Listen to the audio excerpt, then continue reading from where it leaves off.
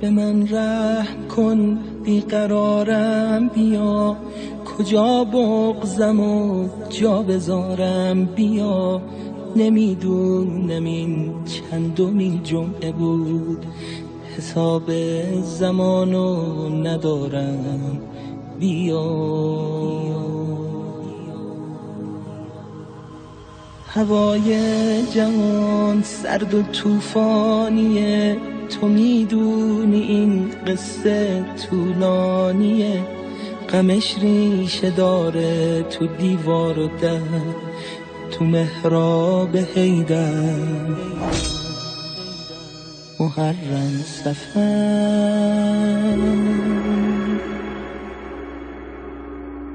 تو پاهای زخمی رو شنهای داغ، غریبی اسیری همون اتفاق. چقدر کینه دارن هنوز از قدیم، بیا انتقام خدا رو بگیر. ببین چی گذشته تو این انتظار، بیا روی این زخم مرهم بذار. چیه کوله بارم تو این زندگی، به جز حسرت و بغض و شرمندگی. دارم ادعا میکنم با تو ام، شاید این فقط حرفه و ادعا.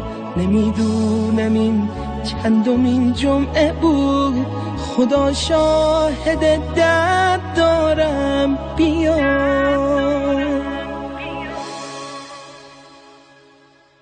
به من رحم کن بیقرارم بیا، کجا بغضم و جا بذارم بیا.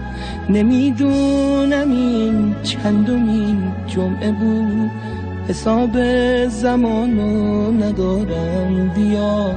حساب زمانو ندارم بیا.